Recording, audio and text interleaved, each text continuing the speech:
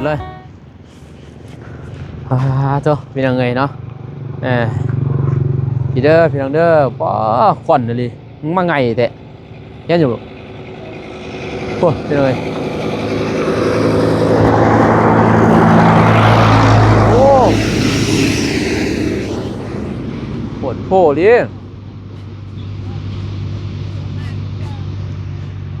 ไงมาทีพี่น้องเอ้ยเป็นไงเนาะกราบทักทายสบายดีสวัสดีเด้อพ่อแม่พี่น้องเมื่อสุขสุขคนพี่น้องพังไทยพังลาวกันยินดีต้อนรับเข้าสู่ช่องบ่าวนุ่งคือเก่าคือเดิมพ่อแม่พี่น้องเอ้ยเนาะมื้อนี้ก็มาทั้งพี่เด้อพี่น้องเด้อมาบ้านเบาตูนมาเบิ่งพี่น้องเนาะทางไอ้แดงเพิ่นเฮ็ดนี่แหละเฮือนซ่านบ้านซองเห็นเนาะแบบก็ยังก็ทางเบาตูนก็เฮ็ดตามแบบที่บ่าวนุ่งว่าแหละเนาะเฮ็ดเฮือนก่อนแล้วจึงเฮ็ดหาตำรังพี่น้องเอ้ยเนาะแต่มื้อนี้เบาตูนเพิ่นว่านุ่งนัดกัน11 โมงแต่ว่านุ่งค่าเบียกพี่เนาะเพิ่นก็ไปพุ่นไปบ้านนั่นแหละพี่เนาะบ้านแบงแล้วพุ่นไอ้แดงเพิ่นต่อเองหนูบ่ไผนี่สาลายเนาะโอ้ยค่าเบียกค่าเบียกค่างานนี่พี่น้องเอ้ยค่าเบียกค่างานสบายดีไอ้แดงเด้อเข้ามาเลยเข้าทางนั้นได้บ่โอ้เลิกเนี่ยเนาะฮอดลุ่มเพิ่นบ่ดินฮอดดินเก่าเลยบัดนี้ฮอดดินเก่าเลยจ่ายนิดนึงฮอดดินเก่าเลยไอ้แดงไปจ่ายขอบใจโดยเรียบร้อยโอ้มีจักคนสร้าง3 คนไปดีเด้อลุงสาวปู่ย่าตายายพ่อแม่จ้ะเมื่อสุดทุกคนพาลาหรือพังไทยตามประเทศก็ขอสวัสดีสบายดีเด้อสู่สองพลังกันโดยมากับลูกสาวพี่หน่อยลูกสาวยังมานำเพิ่นอยากมานำเพิ่นว่า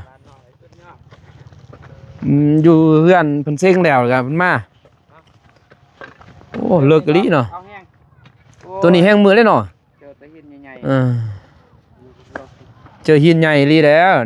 นี่ยังดุดมานี่ได้1ได้นี่บัดอายนั่นเด้บ่ได้มาบ่ไอ้บ่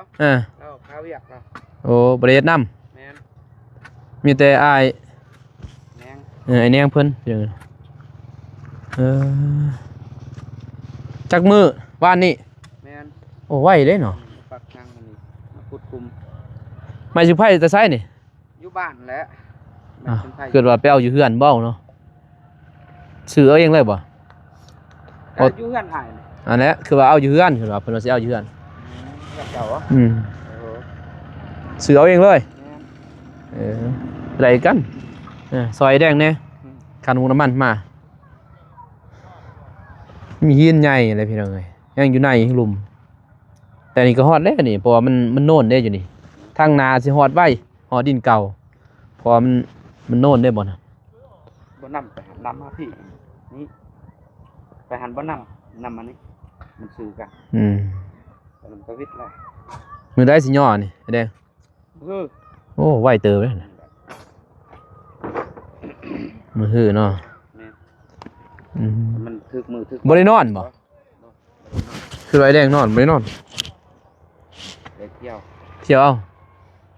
เอามือได้สิย่อสินอนพูนเพศบ่ถ้าเบิ่งแต่ว่าสร้างย้อนก็บ่ได้นอนนะก็มันก็บ่ใกล้ปานใดก็เที่ยวเอานี่ยากอีหลีพอสิมาแต่พุ่นแล้วเบาตูนบ่มาต่อไผแต่เช้าข้าเวียกแล้วพอมีลูกเด็กดึกแดงเป็นไงยากแน่นะสิมาไว้ว่าคือหมู่ผู้บ่าวนี่ก็ยากแน่เด้บ่คือตะกี้เด้ตะกี้มาแต่5 โมงก็ได้เนาะลูกนี่2คืนไปนอนคือสิตื่นสวยแน่บัดนี้มันคืนเฮาไปนอนเด้จักกินข้าวจักอาบน้ำในโอ้ยก็สวยบัดนี้ก็เลยไปซื้อโทรศัพท์ให้เซานิดอีกมื้อนึงก็เลยว่าสวยแน่เซานิดไปเซานะเซานิดเซานูนาเฮ็ดซองนั่นเด้อยู่บ้านจิกรรมไปซื้อโทรศัพท์ใหม่เพิ่นโทรศัพท์เก่าถ่ายบ่เป็น มันสั่นเด็ดๆเพิ่มพลังเมื่อย ไอ้แนงเพิ่นเมื่อยแห้งพี่น้องเอ้ยเจอเฮียนว่ามาเบิ่งนี่คือบ่มีเฮียนแม่นบ่บัดมาขุดยะจ้ะอันนี้ยังมันยากโตดินมันบ่แน่นนี้มันยาก งัดหินตอนหนึงมันก็ ออกหมดเลยเด้บัดนี้ นี่ไง บ่พ้นบ่ แม่นบ่ แม่นแล้วครับคนมันไปสวนเพิ่น ไปส่วนผมบ่ สวนเพิ่นทางนั้นเด้สวน บ่ได้ไปถ่ายคลิปนำเขาเลยเนาะ ไปกันมันก็ค่าเวียกบ่ไปเบิ่งกาแฟโคตรกาแฟแหล้วกาแฟก็ใต้นะไปก็แต่ทางเฮานี่คือแน่เด้พี่น้องเอ้ยมันหมอกบ่ลงแห้งบ่ได้ อืม มันทางปากซองทางแถวกองตูนโอ้เสียดายแนมเบิ่งไปบ้านนี่ไป คือกันกับไผใหม่เนาะ ไปวัดบ้านนี่เห็นเบิ่งโอ้ลวกหมดแต่ใต้หมดได้หั่นนี่ อืม บ่เรือใต้เกียงบ่เรือตัวนี้ฮอดเลยเนาะนี่เนาะยังจะคุ้มบัดนี่ ยังสิได้แป้ง2คุม โอ้แบบเพิ่นแบบนี้เนาะโอ้เห็นแบบตามรูปมันเลยบัดนี้ตี18เซา อันนี้เฮ็ด15เท่าอีก มันสิมาหาเซาอีกมัน พร้อ ทั้ง มกันเมื่อวานซื่นว่าแม่นละวัน คอราคาอีก ลดลงก็อยากลดอยู่คันมันบ่มีหินมันมีหินเต้เฮาละอย่างคือกันกลุ่มกันเขาเมาอยู่ขอลดลงล้านหนึง รู้ล้านหนึงบ่ อายก็ขอเพิ่นนั่นแหละ เออ ขอน้องขอนุ่งนำนั่นแหละ พอเลยเท่นั่นเด้เท่คันลุ่มอีกคันลุมบ่ได้เทดอก บ่ได้เท่บ่นี่ บ่ได้เทพี่แต่เฮาเทไปอันนั้นแหละเทยังสะคานเทิงเลยจะเทคันลุมมันก็สิเปลืองเล็กเปลืองหยัง ว่าอยู่ บ่สู้มีนะว่าสิเทลุม จักเด้เขาว่าน่ะแต่ข้างนอกก็บ่ได้ใส่น้ำมันก็บ่ได้เสี่ยงงบหลายปานใด แต่ว่าเราก็ลงลดราคาลงอีกเนาะเท่าไหร่17 ล้าน 17ล้านลุมกระเทเพราะว่าเทมันกระเทแต่อันหินกับปูนนั่นแหละ ก็ธรรมดาตอนนั้นเทียนปูนเฮากอยซื้อ ก็ขึ้นบล็อกนะ พาซาวก็แอลซื้อตอน แม่นเราไปใช้เล็กเปลืองเป็นลาย เปลืองเลย ได้เส้น โอ้ใหญ่เติบเด้นี่กว้างเท่าไหร่ กว้าง8เมตร กว้าง8 เมตรยาวย าว12น้อยกว่าเบาลงนิดนึงพี่น้อย กันว่าสิทำเพียงนี้ บองเบาตูนไปบ้านแบงพี่น้อยสุดท้าย15 เซาเนาะสรุปคือ15 เซาพี่น้องเฮ็ดเรือนโหมดโมเดิร์นแบบที่เบาตูนเพิ่นเอาลงในหน้าปกนั่นแหละแบบนั้นเพิ่นสิได้กับน้องบองแต่หานั้นบัดมีเงินยังจังก็ค่อยเกาะออกไปเพราะว่าแต่นั้นไปก็ยังกวางเติบได้พุ่นแม่นบ่ กว้างเติบ แต่หันไปก็ประมาณเท่าไหร่จังเม็ด ถ้าว่าสิเฮ็ดเฮือนตัวนี้มันสิเป็นเฮือนเลยห่านมันก็สิเฮ็ดส่วนหนึงอีก หันตางมันสิขี้ร้าย ขี้ลายแล้ว เพราะว่าเจ้าคันใดตกแต่งแล้วมันก็งามแต่เฮือนโลดนะว่าจัง งานแต่เฮือน เอ้ข้างๆพี่ก็ได้ฟังหรือว่าข้าง หันว่าเฮ็ดห่านก็ห่านอยู่เนาะ อืม นั่นเลยกันว่าเฮ็ดเฮือนก็เฮ็ดเฮือนน่ะนะ แม่น พอมันเกาะออกไปก็เกาะนิดนึงอ่ะนะเพียงเขาเห็นซื่อได้อยู่นั่นคือว่าตูนว่าอยากได้ทั้งเฮือนทั้งห่านมันได้อยู่แต่มันก็มันบ่งามมันนะกันว่าเฮ็ดห่านก็เฮ็ดห่านเลยก็ใหญ่คือแหละพี่น้อง18 เซานี่เรือ2 เซาเนาะ 2 เซาก็เฮ็ดห้องนั่นดิเฮ็ดครัวเลยบ่หรือว่าเฮ็ดครัวเลยบ่นี่ ครัวเลย เฮ็ดครัวเลยบ่ เป็ นี่ นครัวในห้องหนึงติ3เมตร ครัวนํเนาะ แต่เฮือนครัวดังไฟคือเพิ่นสิเฮ็ดต่างแล้วแหละ สิไปเกาะอันเพิ่นบ่ แม่นเพราะว่ามองนี่เอาเมียนถ้วยเมียนหยัง ดำขมุมนะ ดำขมุมเลยเนาะ แต่นี่เพียงเอานี่แหละหาเก็บพื้นยังมันดังเนี่ยนะ เฮ็ดกระต๊อบบ่เกาะไปทางข้างก็ได้เฮ็ดแบบว่าโซนของมันต่างหาก ใส่กระต๊อบเนาะ บ บ่มาดังมันก็อูดเขากันไฟหลายเลยแบบงาม เงี้ยขี้หลายเลยย่อนี่หาคนเป็นบ้านได้ย่อเนาะ แม่ แต่ก็บ่ยากดอกย่อประมาณ10ปลายคนก็ได้นะ15คนเนาะ ได้แล้ว อืม หาคนพอแล้ว เฮือนบ่าวนงย่อกับบ้านนั่นแหละกายนั่นก็อยู่ซื่อ เสามันบ่ใหญ่ ๆ หลายคนมันก็เกะ อยู่ซื่อเนี่ยมันบ่เป็นสิจับ15คนน่ะบ่าวโนงก็ว้าเด็กน้อยมา เห็นบ่ FC เด้ ว้าวว้าว FC มาเด้เขาเห็นหมดเด้อเจ้า เออ เขาเห็นเต้นดองเขาเห็นแนมหน้าเขากันจื้อนะเออเดี๋ยวไอ้ดำนี่เขาจื้อหมดแล้ว ก็ โดย ให้เขาไปทำขึ้น งามมะลิมาเบิ่งพี่น้อยเนาะมาเบิ่งน้ำเบาตูนซื่อเบานุ่งก็มื้อนั้นแล้วสิออกไปเฮ็ดห้องน้ำมันห้องน้ำน้องลอยพิการนั่นแหละแต่มันไปนี่ค่ำเด้เพิ่นออกไป1 โมงอ้าวเนาะรถนี่คนเลยโอ้ถึงใจเล็กน้อยแล้วคากนั่นแหละ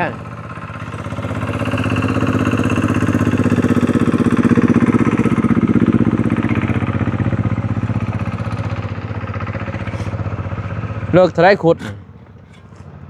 ได้บ่ มันรับพี่แล้วแหละ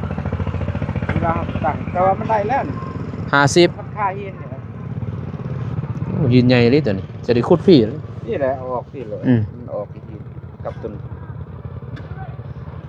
แต่คอยบ่ได้เลิกซ้ำนี่โตดบนนี่เขาตั้งเลยอยู่นี่ เจ้าบ่ อ่า เจ้าผู้ใหม่เนาะ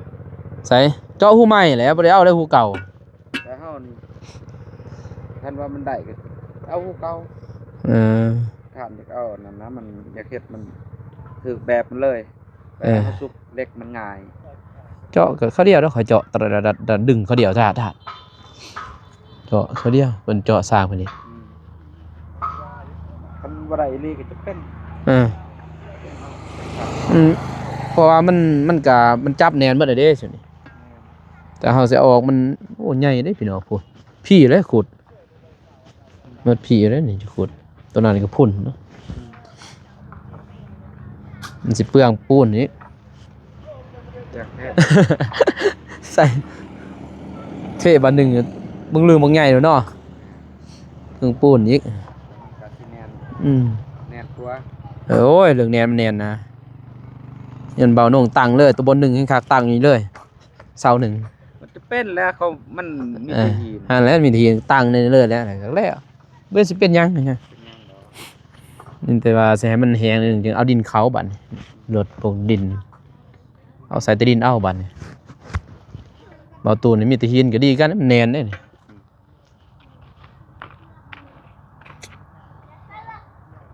แต่นี่สิเฮ็ดผีเนาะเฮ็ดหานนี่เนาะ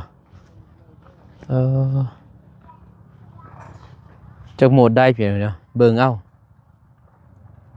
สิออกมาตัวนั้นก็แม่นบ่แดงป้า ใหญ่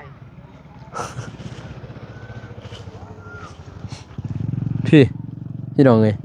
อันตัวนี้นี่มันบ่แม่นตัวนั่นได้นี่ตัวเก่าเด้นี่หินเก่าอันนี้หินเก่าตัวนี้อันนี้อันตัวนี้หินเก่าอันนี้นี่เห็นหากอันนี้หากาแฟอันหินเก่าหมด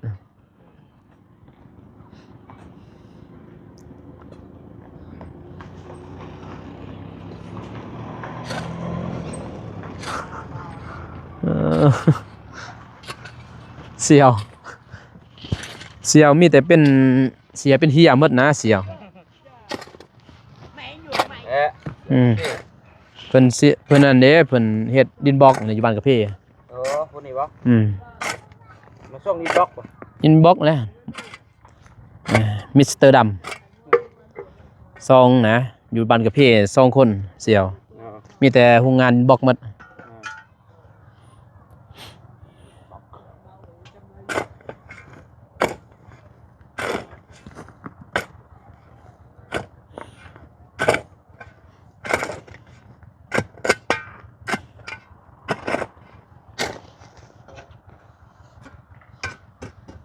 มาใหม่2คนเนาะสร้างมาใหม่ อืม มาก็เจอหินแล้วเนาะ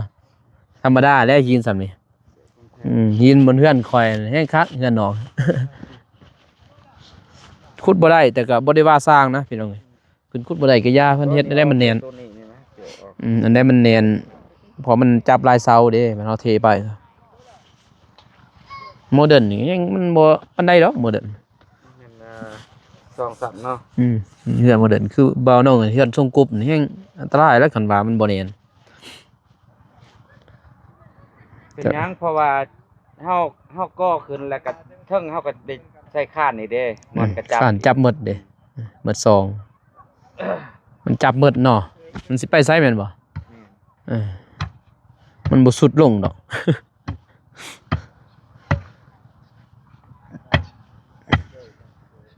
บ่เตื้องนะแดงพุ่นย้อนฮอดพุ่นเด้อจ้ะอยู่ลุ่มก็คือสิเลิกแล้วอยู่หินตัวนี้มันแข็งหินตัวนี้พี่เพราะมันบ่แม่นหินคืออันนั้นเด้หินเป็นหูแค่นี้หินตัวนี้มันซับก็บ่แตกก็หยังซับออก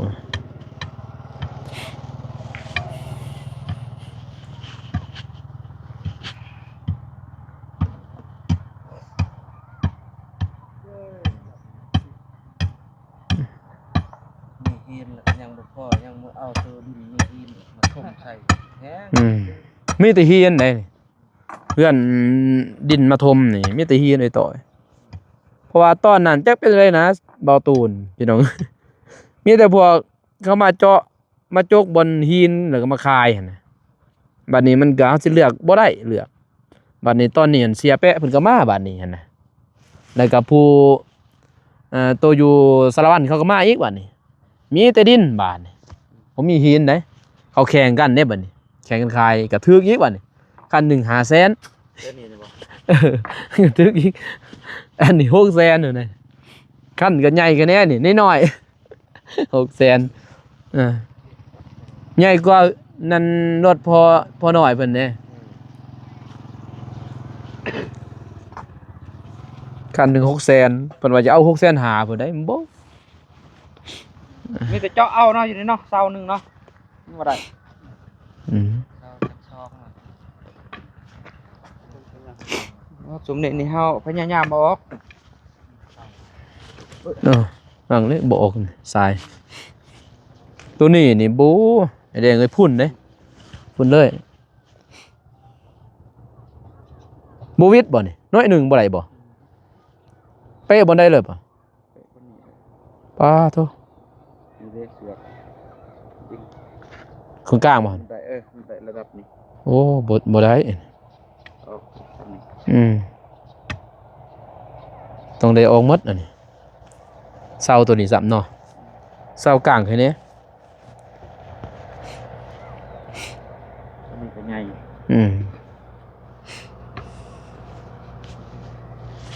แล้วแต่ได้เฮาเฮ็ดบ่ได้เฮาก็ขุดมันบ่ได้สิจะได้สิไปออกได้บ่ก็แม่นอยู่เนาะหมู่อยู่ได้มันออกแต่มันออกบ่ได้สิจะได้ก็จำเป็นนั่นแหละนี่ก็น้อยหนึงก็ตั้งก็เทโอ้ลายนี่เนาะ โอ้ตัวนี้นี่โอ้600,000ก็พอซื้อเด้ 600,000น่ะนี่ตัวใหญ่ๆนี่ซ้ำนี่นี่โอ้ยเพื่อนคอยก็ยัน7คัน8คันเต็มเพื่อน เที่ยเพื่อนเจ้านี่เพื่อนั้นคนขึ้นเนาะ เฮ้ย เติบ เอ้ยเขาดุดนะดุดเขาเลยบ่ได้บ่ เขาเลยบัดนี้ข้านจะติ มันไตเลยนะ ไปเลย ข้านบ่ฮักบ่จ้ะ บ่สร้างเพิ่นว่าหาประกันเพิ่นว่า โอ้ยเศร้าๆ ย่านฮักเนาะ ๆเอ้ยแตกแล้วนะมันถือกี่หินนี่ลงใส่ข้านก็บ่อยู่เลย แต่นี่คอยจ้างรถจกเอาเดี๋ยวรถจกนะจกมาใส่เอา คันตำบิดหันแบบว่าเฮาบ่เท่เฮาเท่แต่ข้างเท่ รถดุดเขาเลย แม่นบัดนี้เพิ่นถอยมากทมเข้าไปเลยนะ เออ บัดมันเต็มแล้วสำใดสำหนึงเฮาก็ ใส่ค่า ใส่ข้าน กลางแล้วเลย นี่คือเว้ากับบ่ตูนให้รถเขามาพิมพ์รถเฮาก็เทคานมันแคมก่อน เทคานแคมไว้หมดเนาะเอารถมาทีมสำจากได้สำใดเนาะ แม่น เอาสำใดก็จะมาเทคานกลาง เจ้าสิเสียเงินอีกเติมอีกจ้างเขาจกเขาหลายเติบ อันนี้เฮาโทษเฮานั่นรายการ ก่อนจ้างเอาดินเองนะข่อยเอาดินเองอยู่หั่นเอาดินเท่านั้นแหละมาใส่เลยบ่ดินหินตันเด้เอาหินมาใส่เลย อันน่ะจกที่หินตัวนั้นทิ่มลงใส่ ใส่เลย ก็ได้คือกันมันก็ดีเอาละไม่พร้อม เอาไม้หมดเท่านั้น เอาดินมาแต่อื่น เอามาปรับนิดนึงเอาจากซองคันโหลดก็แล้วเนาะเอามาปรับให้งามๆตัวนี้คือกันแหละนี่เอาดินนี่พี่น้องเขาก็ขึ้นประมาณซำได้ล่ะจะได้สูง 50 โอ้ 50นี่ซ้ำแบบนี้แหละ ซำแบบนี้บ่ แม่น แม่นแล้วเนาะแนวเฮือนเด้มันบ่แม่นหาดแม่นบ่เฮือนก็50อีหลีแล้วมันสิต่ำมันก็บ่งามโมเดิร์นแม่นบนคานเลยเนาะ แม่น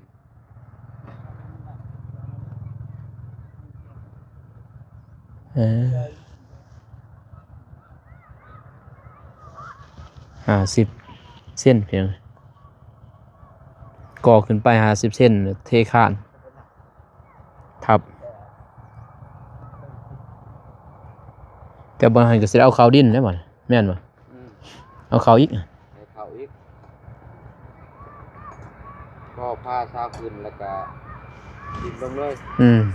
เอาดินลงเลย เทคาน ได้แล้วมิดอยู่เนาะนี่เนาะมิดนี่เนาะ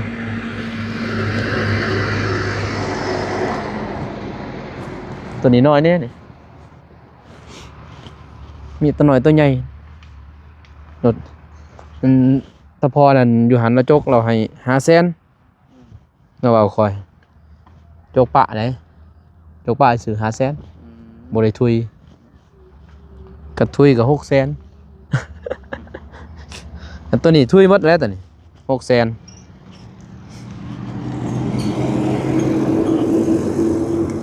ไงกุ้มหรือน้อยอยู่นี่บัดน้ำเด้ไอ้แดงเอามาใส่ ท่านได้ฮู้ประตูนเพิ่นแล้วสิมาจังได๋ บ่ตูนว่าสิเจาะน้ำนี่สิเจาะบนได้สิเจาะบนนี่เป็นนี่บอกเลยว่ากับเวียดเป็นยังไงเนาะมันว่าสิเจาะน้ำ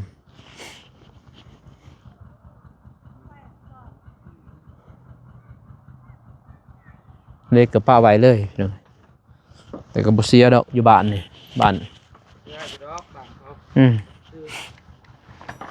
มันบ้านคอยนี่เกี้ยงบ้านคอยนี่เกี้ยงเข้าบ่วนเนาะ บ้านเฮานี่ร้อยเอาได้ ป้าในนี่บ่เห็นแล้ว แล้วคืน1 2 3 10 ไม้แป้นนี่พ่ออยู่บ่60 พ่ออยู่ดอกต่อมา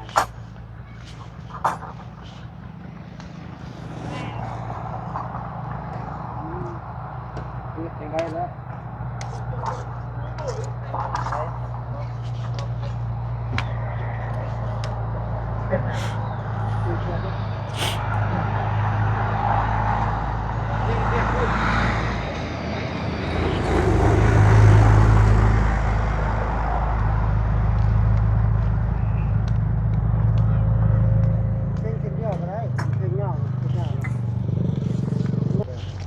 75ตอนนี้จะได้นั่นอีกขอยันจะได้เจาะอีก ฮู้มันเพราะว่าเลข10ตัวนี้มันเลข10แปรเด้มันบ่กลมมันน่ะตัวค่อยซื้ออันกลมเลือกเอาตัวกลมเวลาเฮาดึงมันง่ายจะ เลขสร้างเลข12แล้วจะได้มันคักเป็นอะไรเครื่อง 12กันยากเฮาอีกเด้ ยากแล้วว่า เวลาเจาะมัน เพื่อเพิ่นซื้อ ต้องค่ากับ12นั่นแหละ อ้ายก็คิดว่าเพิ่นก็คือสิฮู้แล้วนะ 12ครั้งอยู่แต่ว่ามันนี่ก็มันยังใหญ่เด้พี่น้องเอ้ย ไง เพราะว่าเฮาเทคานนั่น โมเดิร์นนะซ้ำเด็ก10เด็ก10ธรรมดานี่ก็เอานี่เด็ก10เอนะตัว A คือเกรด A เกรดไม่เกรด C ครับ เว้น ตีนสร้างบ่ล่ะคือโรงงานเดียวแต่มันพาวเขาเอาใจ กระโตก้มมันก็คักกับมันไม่มีตัวแป้นำแน่นะมันมีเหลี่ยมนำตัวนั้นแล้วเวลาเขาดึงนี่8 เมตรยิงแค่นี้เนาะ12 เมตรนี่เนาะดึงออดแต่เขาต่อเอายาว6 เมตรติเนาะเด็กอันนี้ แพงเลย โอ้ยไม่เว้าเลยใส่ตีนสร้างข้างในเนาะ กันไว้ มันดินเก่าเด้ดินตัวนี้มันเป็นดินนั่นเนาะเกิดมันยึกสุดใส่ตัวนี้ก็ดีกันเดี๋ยวเอาวางเสาสบายนะบัดนี้จมเสาลงเนาะเขื่อนเอาสบายเฮ็ดคือน้องเฮดตะกี้เฮือนเก่าหานเก่านี่มันในบริเทศตัวนี้เอาลงไปแล้วบัดนี้สิปีนก็บ่เป็น หาเหลี่ยมมายังอยากมีแต่จับซื้อสำได้สำนึงก็เอ้าผมมีเหลี่ยมเลยหลุดมันเลยเป็นยังไงน่าผมเป็นสร้างนี่เห็ดไปผสมอร่อยขึ้น4 คนก็เขาเดียวเด้อเทนมีโม่บ่ได้มีโม่แล้วเนาะมือแล้วเนาะ มือเอา ใส่มือเอาแล้ว โม่บ่ทันดอก บ่ทันเนาะ คนเฮาบ่หลาย ก็ตีแบบกับ4-5 มื้อบ่เนาะถึงสารเล็กสารยังอีกนี่พี่น้องเอ้ยเด็ก6ตัวนี้น้อยกว่าบ่ต้องซื้ออีกเกาะเท่าไรเพิ่นซื้อตัวนี้มาเล็กตัวนี้ใหญ่มาเล็ก6กันน้อยเนาะมันมีตัวใหญ่ตัวน้อยเด้ตัวแดงทามมันแหละเพื่อนน้องเดิมมันมีตัวใหญ่ตัวน้อย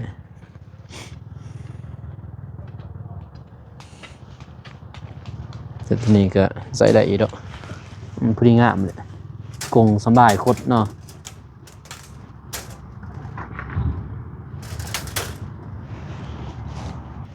พี่น้องเอ้ยเนาะมาน้องกะสิเดินทางกลับก่อนพี่น้องมื้ออื่นแล้วจึงว่ากันมาหาทางประตูแล้วสิออกเดินทางพุ่นแหละไปบ้านแดงพี่เนาะไปก่อห้องน้ำน้องลอยก่อนมันแล้วสำเร็จแล้วจึงว่ามาอัปเดตนี่แหละจึงว่าสิไปเฮือนน้องน้ำพ้นอีหยังอีกพี่น้องเนาะไปอัปเดตเพราะว่ามี FC เพิ่นคอมเมนต์มาพี่เนาะเพราะเฮาก็ปะหลายแหละบ่ได้ไปเบิ่งไปอัปเดตพี่น้องเนาะช่วยเหลือทางน้องน้ำพ้นนั่นแหละสีหลักๆเบานุ่งก็อยากซอยทั้งน้องน้ำพ่นมันได้เฮือนก่อนพี่เนาะได้เฮือนซ้ำใดซ้ำหนึ่งพอได้อยู่นะพี่น้องเนาะเพิ่นก็กับลูกกับเต่าเพิ่นอยู่เฮือนเขาพี่น้องเนาะโอเคพี่น้องเนาะคลิปนี้เบานุ่งก็สิจบเพียงเท่านี้ก่อนเด้อพี่น้องเด้อเนาะ